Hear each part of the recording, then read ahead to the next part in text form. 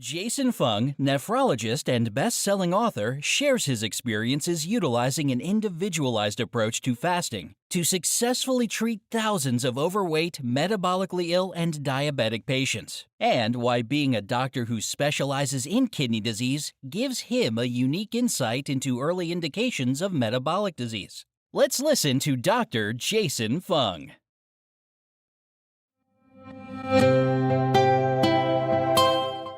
All right, so this is part 2 of 6. So this is the new science of diabetes. And just to go over things a bit, this is where we left off at the last time. So we were talking about the hormonal theory of obesity. And what it is that for a long time, people believe that the reason that we got fat was actually because you kind of had too many calories in versus calories out. As we looked at last time, it's probably not true, and the body doesn't really act as a scale. It doesn't really weigh things kind of calories in, calories out. It acts more like a thermostat. That is, if your body weight goes much above a set point, then the body will try and bring it back down. And if you go below the set point, then it will try and bring it back up. And that's really the problem in weight loss, that if you lose a lot of weight, your body actually tries to bring your weight back up.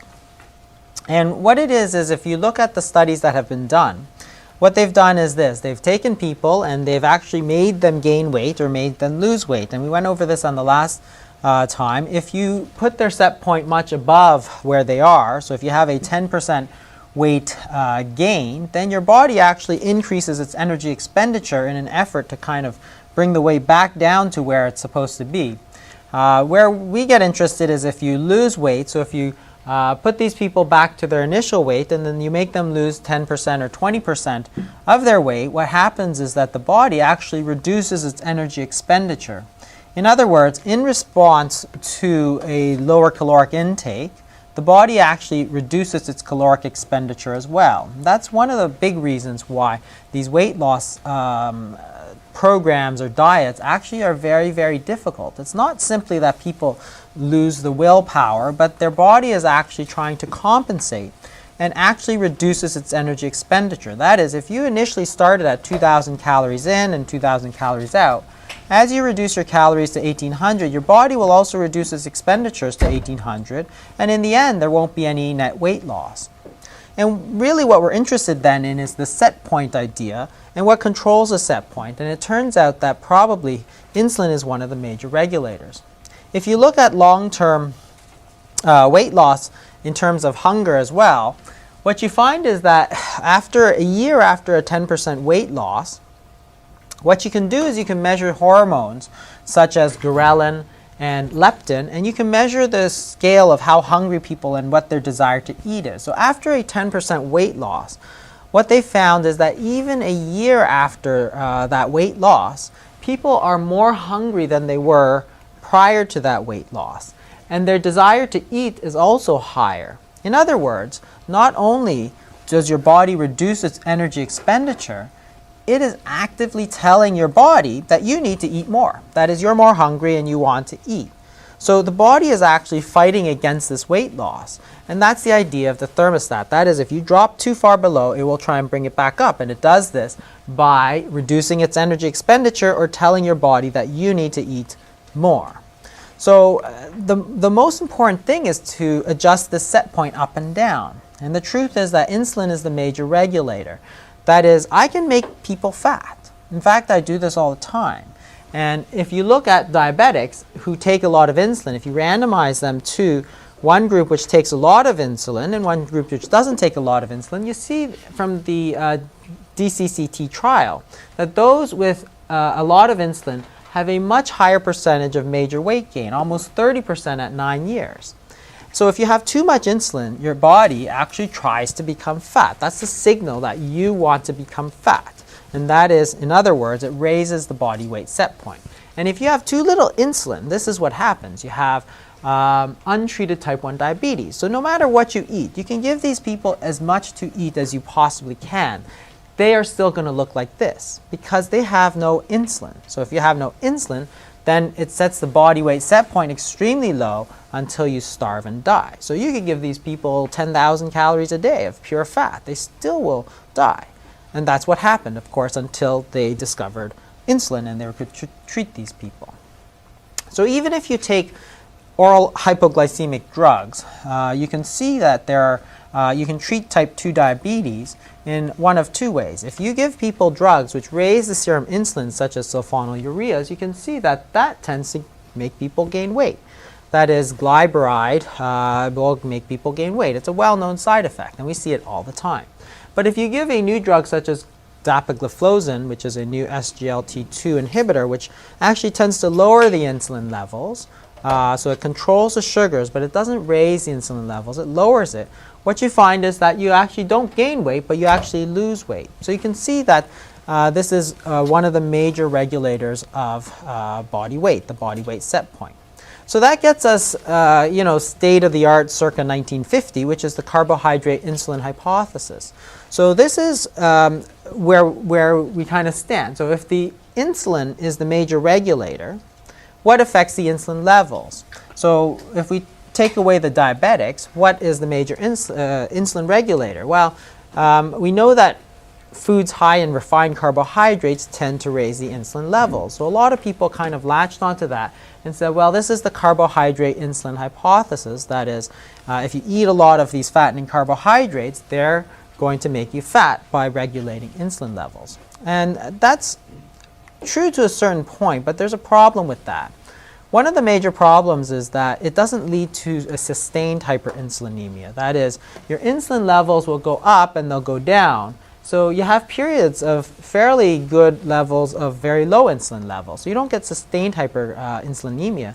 And the other problem, of course, is that you can easily think of Asian cultures which eat a very, very high percentage of refined carbohydrates as white rice, and yet they, up until recently, were very, very lean. So if you look at the Intermap study, I should say, this was around in the 1990s. So at the time, the Chinese and Japanese were still fairly lean. They were actually becoming much more obese over the last 15 or so years. But nevertheless, if you look back then at how much carbohydrates they actually eat, or even as a percentage of carbohydrates, you can see that they are very, very high compared to the United States and UK. So China, for instance, is very, very high up here compared to the US, yet the rate of obesity was much higher in the US. So that kind of is not so intuitive from a carbohydrate insulin hypothesis. Of course, it might have something to do with the fact that the sugar intake is very, very low, but that doesn't really fall into the carbohydrate insulin hypothesis. So we actually have to move further from the carbohydrate insulin hypothesis and see what it is that is causing it. And for that, we actually have to talk about insulin resistance. So insulin resistance is a state where your body is resistant to the effect of insulin. So this is the normal, where you have insulin driving glucose into the cell. If you have a state of insulin resistance, what happens is that the insulin doesn't drive the glucose into the cell quite as well as it used to. So what happens is that the insulin level has to go up in order to drive the glucose in. The glucose goes up, and even still there's very low levels of insulin inside the cell. But nevertheless, you can see that the insulin resistance is going to be a cause of high insulin levels, and we're interested in what causes high insulin levels because of its effect on obesity. So the question then is, what causes insulin resistance? Because if you have a lot of insulin resistance, such as in the United States, that's going to drive high insulin levels. So we can back up a little bit further and say not just what causes insulin resistance, but let's say what causes resistance generally in a biological system. So if you look at antibiotics, for instance, you can say, well, what causes antibiotic resistance? Well, it's fairly clear that the cause of antibiotic resistance is antibiotics itself. That is, as you give a lot of antibiotics, you are going to develop resistance. If you look at viruses, it's the same idea. If you have a virus, you develop viral resistance. Okay? So vaccines, for instance, or a lot of them are killed viruses. So as you get exposed to viruses, you develop resistance. And this doesn't happen just for bacteria and viruses, but it happens in a lot of drugs as well. So if you look at most drugs, or addictive drugs, for instance, you'll initially get kind of a real high with, say, cocaine or marijuana or whatever it is. But over time, what you see is that you have less and less of an effect. So you actually either have to increase the dose to get the same effect, or you have to, you just live with the lesser effect. And in other words, what you're developing is resistance. In drug terms, it's usually called tolerance, but it actually happens to all kinds of drugs. So not just the addictive drugs, but also nicotine, but also nitroglycerin, benzodiazepines, narcotics, all kinds of therapeutic drugs. You see exactly the same effect where you actually develop tolerance, which is resistance. So the cause of the drug resistance is the drug itself. And you can take advantage of this in therapeutics with the treatment of ADD, so all these hyperactive kids, right? You give them Ritalin, which is not a sedative, right? So you have these hyperactive kids, you don't treat them with a sedative. You give them a stimulant. So at first you'd say, wow, why are you going to stimulate these overstimulated kids? Well, the reason is you actually downregulate the receptors. So as you give the stimulant, you develop resistance to the stimulant. So as you develop resistance, then the kid actually calms down. So that's why you do it. But in other words, by giving the drug, you are going to cause resistance. And it requires usually two things. One is that it's a high level. And the second thing that's important is that you have persistence of this level. That is, if you have this drug happening all the time, then you're going to develop resistance. But just like benzodiazepines, if you give it intermittently, you don't have that same sort of resistance developing. So the other thing to notice about these is that these are really reinforcing cycles of resistance. That is, these are vicious cycles. So if you use, for instance, a drug such as nitroglycerin or benzodiazepines, if you give Ativan, you develop resistance or tolerance, so you get less of an effect. Then you have to give more of this drug to get the same effect. But then giving more of the drug causes you to get more resistance, so you have to give more of this drug. So it actually is a vicious cycle. So here's the question for insulin resistance. Does insulin actually cause insulin resistance? Because we don't really think of it that way. But it's a very important question. So if you go back and look at natural experiments such as insulinomas, an insulinoma is a very rare tumor where it overproduces insulin. And what you find is that as you produce higher and higher levels of insulin, you are going to get more and more resistance. And that actually makes sense. That's what should happen. Because if you didn't develop this resistance to the insulin, well, your sugar would be down less than 1 and you'd die. So it's actually a protective mechanism. So it's a good thing. And what you can show is that as you resect these insulinomas, as you drop their insulin levels back down, the resistance actually goes away.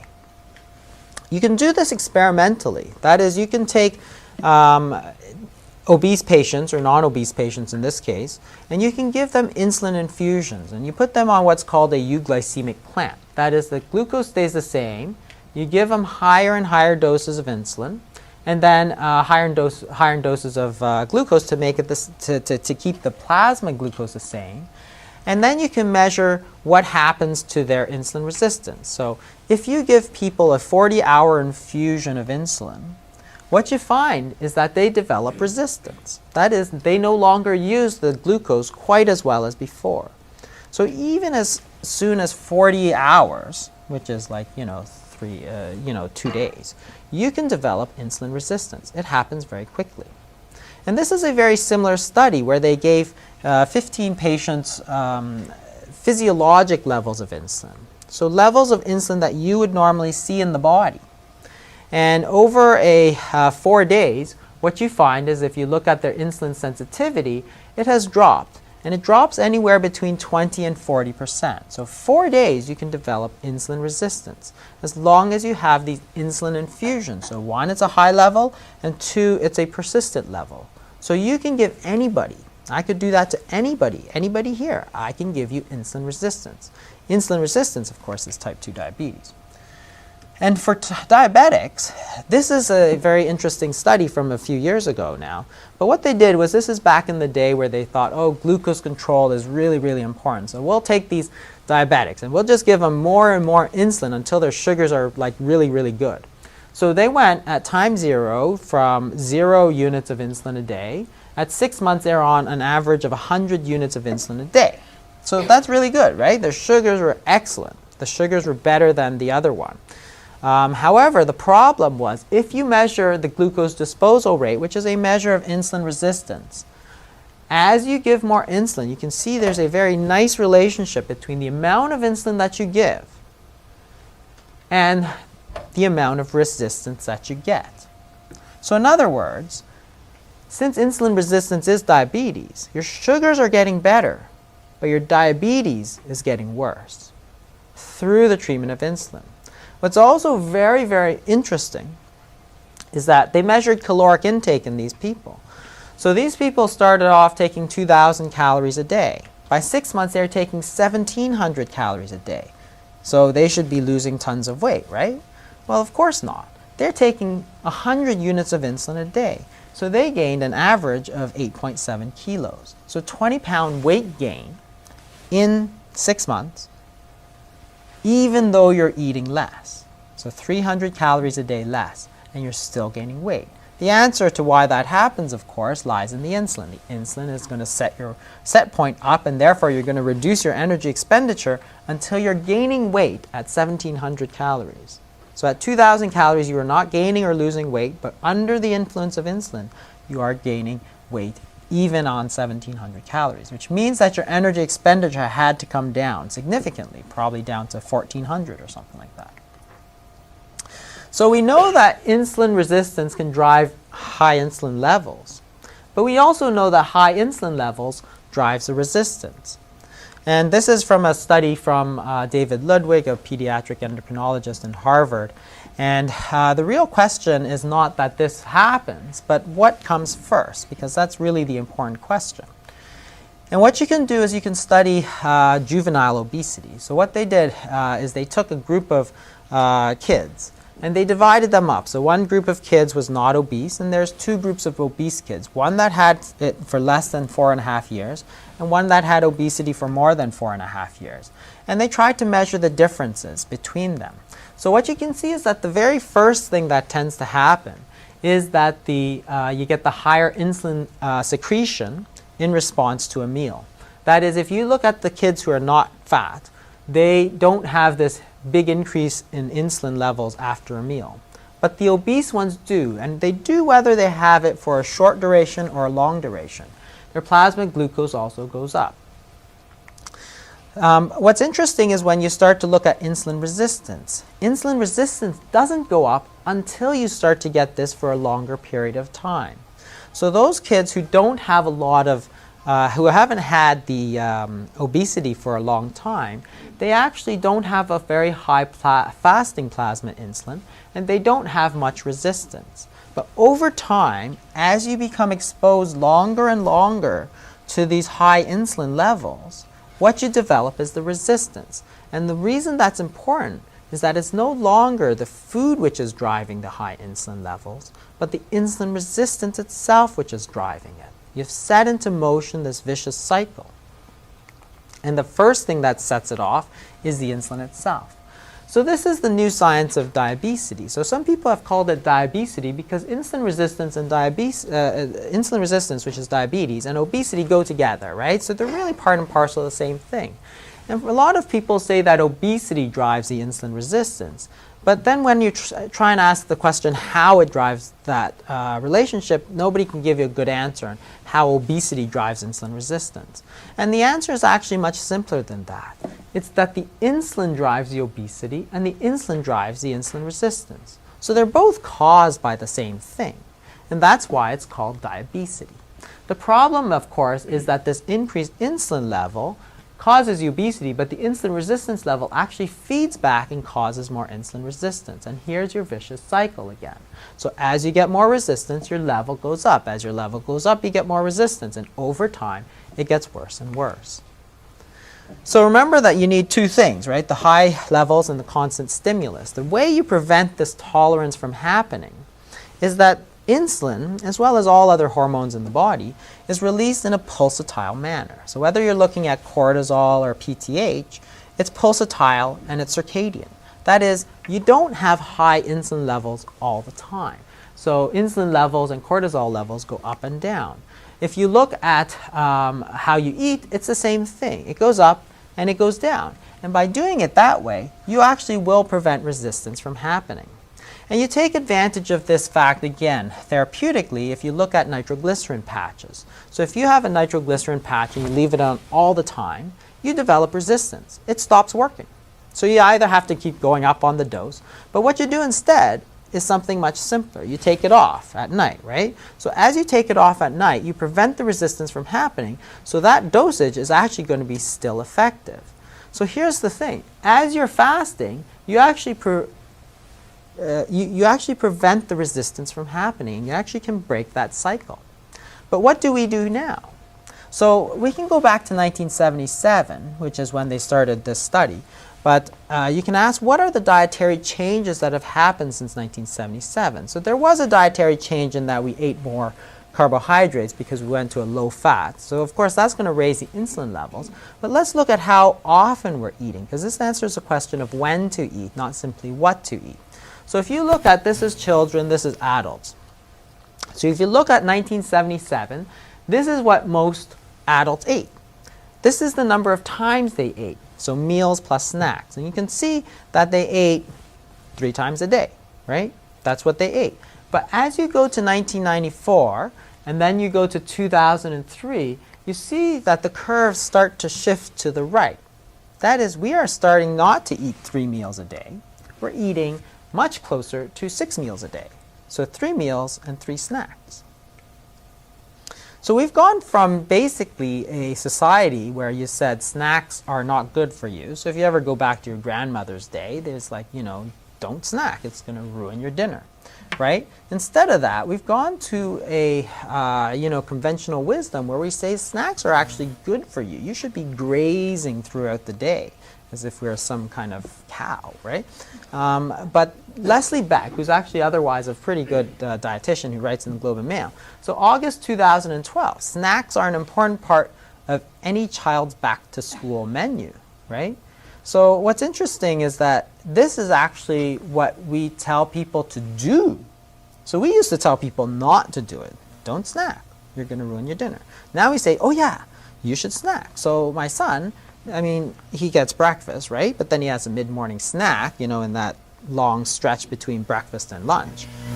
He's got lunch, then he has some after-school snack, then he has dinner, then we take him to soccer in the summer, and he has a snack in between those 2 periods of soccer. So he is eating all the time. And we think that this is good for you, okay? And you can see that the average American child actually eats more than 200 calories a day more in snacks when you go from 1970 to 2012. If you look at the number of snacks that have been served through school, you can see it's basically continuously going up. We think that people should be snacking more and more. The problem with snacking is that if you look at total calorie intake through the day, it actually increases the total number of calories. That is, if you give people mandatory snacks, and this is a study where they gave people snacks and some people they told not to snack. And the ones who did snack, what you see is that they actually reduce what they ate later on, but not nearly enough to compensate for the amount of calories you get in the snack. So basically, if you snack, you eat more. That's the bottom line. And that's true whether it's a sugary snack or a fatty snack. So let's go back to the effect of the dietary changes since 1970. You can see that there's been 2 big changes, right? So we've gone to high insulin levels. So we've gone from a regular diet to a low-fat diet, which turned out to be very high in refined carbohydrates. So the insulin levels tend to be higher. But the second thing you need to get resistance is the persistence. And we've gone from 3 meals a day to 6 meals a day on average. So now you've got the perfect ingredients to set up insulin resistance. So if you compare what we used to be, 3 meals a day, you've now gone to like 6 meals a day.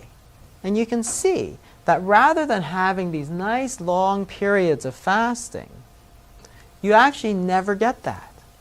So instead of being in a fasting state half the time and a fed state half the time, so if you think about when you're in a fed state, that's insulin dominant. When you're in a fasting state, it's an insulin deficient state. So instead of 50-50, right, if you eat dinner at 6 and you eat breakfast at 8, there's like a 14-hour period where you're fasting. So it's somewhere around a 50-50 balance between a fed state and a fasting state, and we've gone to like an 80-20 model instead.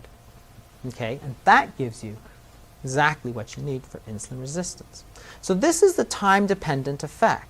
So the obesity effect over time is that if you're age 10, you don't have much insulin levels and you don't have much resistance, but you've already set this into motion, this vicious cycle. So as you get older, there's a little bit more insulin and there's a little bit more resistance. This causes you to go up and up. So one of the major drivers of this insulin levels is actually the insulin resistance, and that's a time-dependent effect.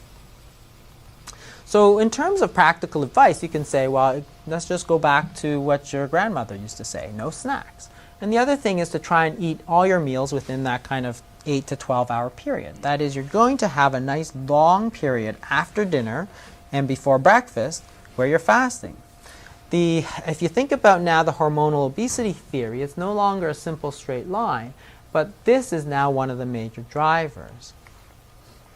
What about breakfast? Because that's the whole thing. Some people say, oh, you should eat this and that for breakfast. Breakfast is the most important meal of the day. It really is important, but you got to realize that the clue actually lies in the word itself. That is, it's a break your fast, right? That's the word breakfast. If you never fast, you can never break your fast, right? So what it implies is that you actually must be fasting 12 to 14 hours all the time. That's what you should be doing on a regular basis, not once in a while, and certainly we don't do it every day. When they look at people who take breakfast and people who skip breakfast, what they found is that there's a correlation between this is how much breakfast they take. So they break it into how much breakfast you eat and then how much lunch and dinner you eat. You see the caloric intake is fairly similar whether you take breakfast or not. So then at the end, if you take a lot of breakfast, you just wind up with a higher calorie intake. So there's nothing magical about breakfast, but the problem with breakfast, of course, is everybody's trying to rush out the door, so you take a lot of these highly processed foods, such as, you know, sugary yogurts and pastries and Fruit Loops and stuff. They tend to be not really all that good for you. So if these are like your breakfast foods, you're really better off just skipping it. And in fact, they did a small trial where they looked at people who ate breakfast versus those who didn't and tried to randomize them. It didn't make much difference. The breakfast eaters did better when they skipped breakfast, and the breakfast skippers did better when they ate breakfast. So in the end, there was no real magic to breakfast. It's not like it does really anything specific for you. You do need to break your fast, but you don't need to break your fast at 7 o'clock a.m. You can break your fast at 12 p.m. just as easily. And you can do it much easier with a nice salad or something rather than some kind of donut and sugary yogurt sort of thing. So really the point is that we need to restore this balance. There used to be a balance. This is what I was talking about. And this is kind of like a yin and yang, right? So there's a balance between the fed state and a fasting state. The problem is, of course, we've gone much too overboard. We've kind of gone 80% into the fed state, and that's actually led to a lot of insulin resistance. And it shows when you read a lot of these books about what do I eat to lose weight. Well, that's actually the wrong question. You have to figure out what you don't want to eat, right? The problem is, the reason we got into this state is that the big food companies and the drug companies, they don't make any money off of you if you don't eat, right? If you don't eat or if you don't try drugs, they don't make any money off of you. So all of these things are focused on what to eat, right? Rather than what not to eat. So it's like, oh, you should eat 6 times a day, you should eat more snacks, you should eat high protein, you should eat high fat, you should eat more vegetables, you should eat more fiber. Whatever it is, it's always telling you what you need to eat. But the truth is that you already eat too much. You're already way too far over in this insulin dominant state. So you actually need to balance it by the timing. So what you eat is important, but when you eat is also very important. So this actually starts to explain a lot of the epidemiology of the obesity that the caloric reduction as primary theory could not. So if you think about calories in and calories out, you actually can't understand any of the epidemiology of obesity. But when you start to understand about insulin resistance and hormonal theory, then you can understand. For instance, you can look at obesity rates in 6-month-olds. Okay? So 6-month-olds, the rate of obesity has tripled within the last, since 1980, I believe. So you might say, okay, if you're to look at it from a calories in, calories out model, you'd say, well, the baby basically eats on demand, and he or she doesn't walk. So there's no way they can exercise more because they don't do anything. They just sit there and sleep, right? And they're breastfed, so you can't really eat too much. They're kind of fed on demand. So why are they getting so fat? You might say the same thing. There's a clear association between pregnancy weight gain and birth weight. So these fetuses are coming out bigger and bigger. And you might say, well, how can that be? How can the fetus eat too much, right? It can't. It's fed, through the placenta. And it can't exercise because it's, stuck in the tummy there. So again, you can't understand that, but there clearly is an association. And if you think about obesity from a hormonal standpoint, it's the same thing that causes infant obesity that causes regular obesity. That is, it's the serum insulin. So if you have high maternal serum insulin levels, you're going to have high infant levels. And that is going to lead to infant obesity. And the problem with that is that these are time-dependent effects, right? So the real problem is now we're like marinating these children in these high insulin environments. And that's going to lead to insulin resistance much, much, much earlier than you ever had before. So before, you would start, people would go away to college, and then they'd start to gain a bit of weight and then develop the high insulin levels and the insulin resistance. That's no longer the case. You're getting high insulin levels in the womb as soon as you get out.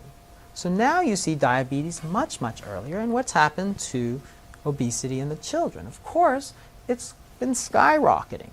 And you can understand why. Because the insulin levels start out so much earlier. So it's not that the kids are eating more or exercising less. They're just getting more insulin resistance. Okay, so from 1980, you'd see 5 to 7% obesity, and then 11%, and then 15.5%. So you have all these targeted, Let's Move campaign by Michelle Obama and stuff. They're very misguided because you're not looking at the cause of the obesity. It's not going to work.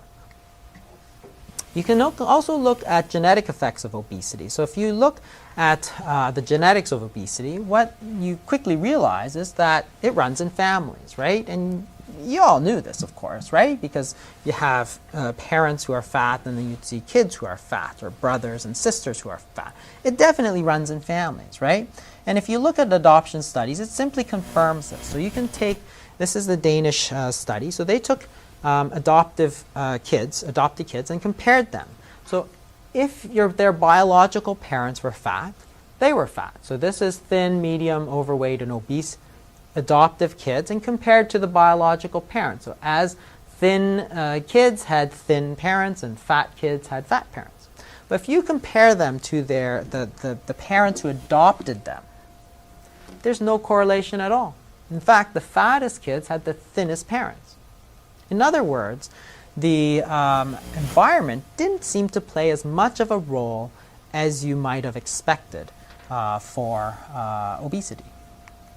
You can also look at twin studies, and you can compare twins. So you can compare twins that were raised together and twins which were raised apart.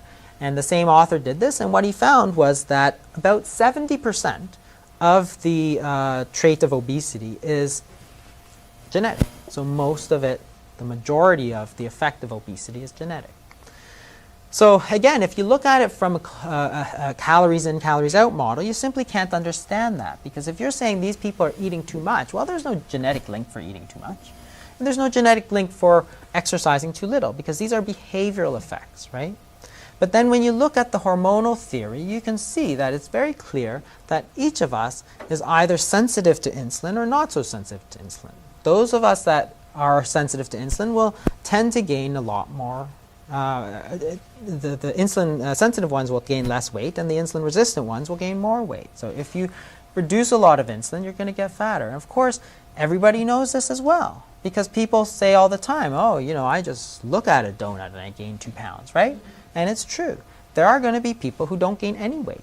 In fact, this is exactly what you see when you study children of diabetics. So they took, this is done from the Joslin Center, which is a big diabetes center, 102 kids, and they looked at what happens to kids as they get older. So these are children of diabetics. So if you have low insulin secretion, so these are genetically, low insulin secretion in response to a meal, you don't gain a lot of weight. Even if you have a lot of insulin secretion, but you're not that sensitive to it, you don't gain a lot of weight. But if you have a lot of insulin and it has a big effect on you, you do gain weight. So it's all genetic. There's a large component of genetics to it. And this is what they did when they looked at a very large database of people in the Nurses' Health Study and the Health Professionals Study. What they did was they looked at how much weight people gained as they drank one extra soda, so one extra sugar-sweetened beverage. But what they did was something very interesting. They took the group of people and they broke it down into 4 groups according to this 10-gene model of obesity, right? So the ones here are the ones who are genetically most likely to gain weight, and the ones over here are the ones who have a very low genetic score. And what you find is that there's a large difference in how people respond to that sugar-sweetened beverage, that can of Coke or whatever it is. So the ones who are not going to gain weight, they don't seem to have any effect at all. You can drink as much as you want of this Coke, you're still not going to gain any weight. But those ones that do have are very sensitive to it are. So again, it makes perfect sense in our theory of obesity, that is, it's mostly genetically linked, and it has everything to do with insulin sensitivity. In fact, they recently described a common pathway. So a single gene mutation is responsible not only to sensitivity of insulin, but also obesity and cancer as well. So this is a gene called the P10. And what they were looking for is cancer-causing genes.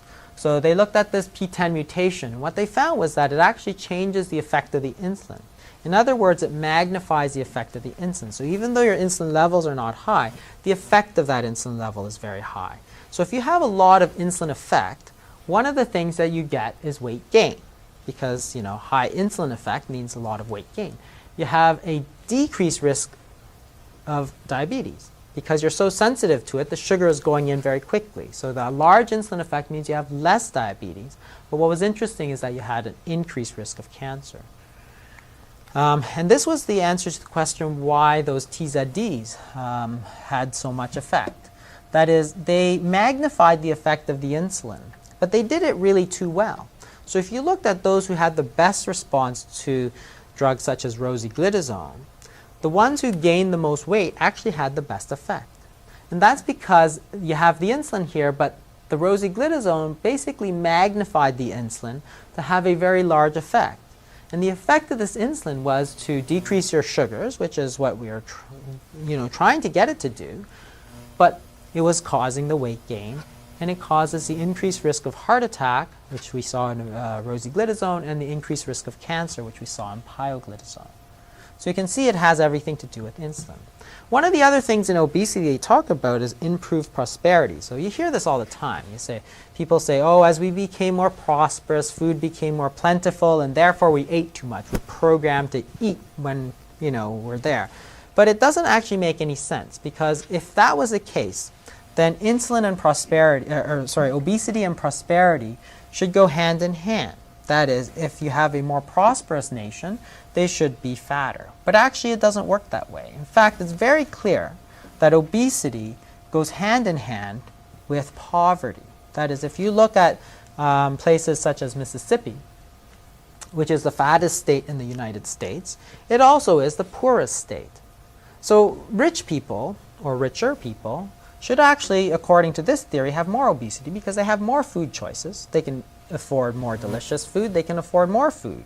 The other thing, of course, is that if you're more prosperous, you tend to be less physically active. That is, those who are very well off, they tend to work in an office all day, or they tend to work not physical labor.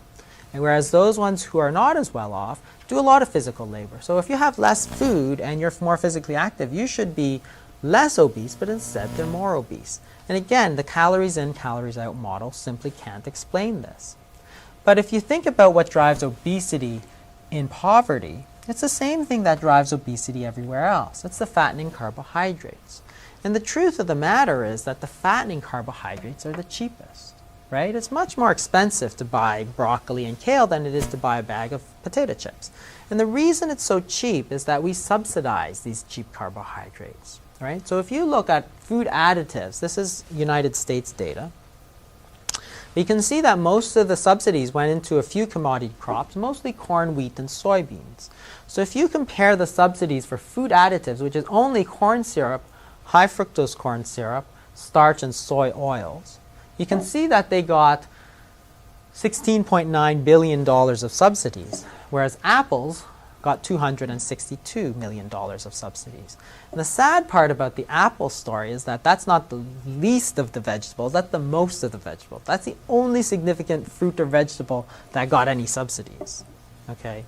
So whereas we're subsidizing corn like crazy, we're not subsidizing fresh fruit and produce. So what happens, of course, if you get a lot of subsidies, it's going to be cheap. If it's cheap, then people will buy it.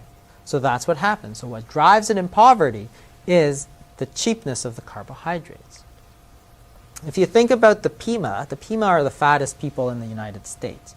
They used to be very thin, actually. They were First Nations people. They were Native Americans.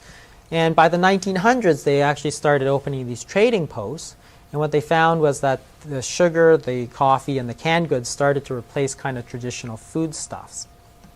And what you find is that the diabetes rates are now approaching 50%, and teenage obesity is kind of through the roof. And you see this in all of the First Nations. And you might, people have often said that, oh, obesity is because of too many cars or fast food or whatever. And it doesn't explain how the Pima got so fat, because the Pima, by the 1920s, they're not eating McDonald's. And the number of cars have been continuously going up. It hasn't been a sudden spike from 1970 to 2013. It's been a gradual increase. If that was the case, you should see a gradual increase. But again, it doesn't explain why all of these people in the 1920s, 30s, 40s, and 50s were all developing a huge amount of obesity. But if you look back at what they've eaten, it's very clear.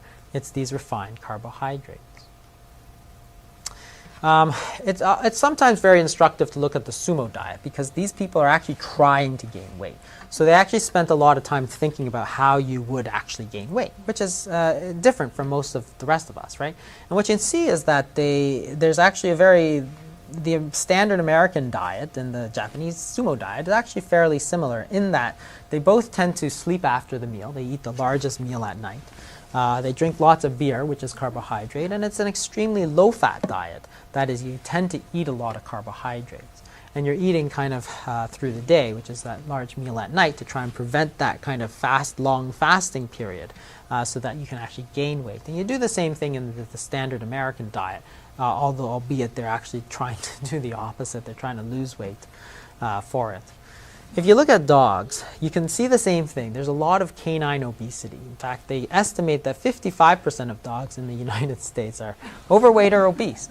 And if you look at what they eat, dogs, of course, are carnivores. But if you look at what they eat, so these are dog food brands, so Pedigree and Purina, you can see that the first ingredient is ground yellow corn, right? So again, you're talking about carbohydrates. Then you have chicken byproduct meal, corn gluten, whole wheat flour, beef tallow, rice flour, beef soy flour, and sugar.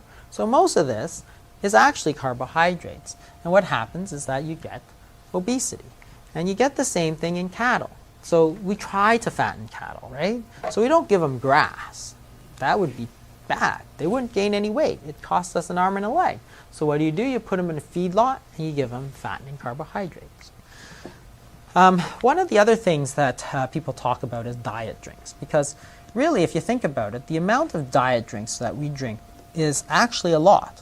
And both the American Diabetes Association and the American Heart Association have endorsed it as recently as 2012 in July. They said, well, we think they're a pretty good idea. That's basically what they said. And if you look at regular drinks, they've gone up. They've started to come down, but the amount of diet drinks actually has gone up much more. So again, if you're just thinking about calories in, calories out, you'd say, wow, we're drinking so much diet drinks, we're drinking so much less of these calories. So therefore, obesity should be going down. Of course, it hasn't done anything of the sort. And the thing is that if you look at the studies of sweeteners and risk, they actually don't seem to decrease the risk of obesity. In fact, in the San Antonio Heart Study, which was this one, there's a 41% increase in risk of being overweight for every can or bottle of diet soft drink. In this Northern Manhattan study, what they found was that if you have vascular events, it doesn't matter whether you're taking regular or diet, you have an increased risk of vascular events. So it doesn't seem like the sweeteners makes any difference whatsoever. And they actually tried this in several studies. So this is a study published in the New England Journal of Medicine, Dr. Ludwig from Harvard. He actually did a very interesting study where he took kids and he gave them a year of non-caloric drinks. So one group would go on their usual soda drinks. The control group and the experimental group actually got home delivery of these sweetened drinks, right? Water and Diet Coke, basically, right? And what you can see is that if you look at the sugar they took for the day over the 2 years, it actually went down in both groups. But the group with the Diet Cokes, they actually had much less sugar. So that's good, right? You should have a lot less weight. But the problem is that there was actually no significant difference at weight by 2 years. So the sweeteners didn't really seem to reduce the weight any. And this is in the same issue of the New England Journal of Medicine. A different group did the same thing. They gave these sucralose drinks, so diet drinks, and what they did was they measured their weight at the end of 18 months, and what they found was that there wasn't a huge difference. While it was statistically significant, it was only a difference of 1 kilogram. So it wasn't like a huge amount of difference. There was a little bit of benefit, but really not very much. And really the reason that they're not as effective as you think they are, like nobody ever gets thin drinking Diet Coke, that's the bottom line, is that what's important is not the calories. What's important is what's happening to serum insulin. So it doesn't actually go up, but it doesn't go down either. So it doesn't make any difference whether you take these a lot or not. I mean, yeah, they're not very good for you in any case, and they may cause cravings and other problems, but the caloric reduction you get with that diet drink is simply not going to make any difference because calories are not the main currency here. It's insulin that drives obesity, not the calories. So this is the major question. What is driving up my serum insulin? And of course the carbohydrates always get the worst rap, of course, because that's the most obvious thing. And you can see that there's actually a difference between carbohydrates, right? All carbohydrates are not really the same. So if you have low glycemic index foods, so Dr. Jenkins at the University of Toronto developed this glycemic index, which is an index of how high your sugars go after you eat certain amounts of food. And some will go up, not too high, and some will go up very high. So the glycemic index is a way to distinguish which are going to raise serum insulin levels more. It's not perfect, but it actually has, it's a start. What you can see is that if you look at carbohydrates, there are ones that at the bottom which really don't raise your sugars very much, and ones at the top which do. And clearly, there's an effect of the refining. So these are all refined carbohydrates, refined grains, and these are all unrefined grains.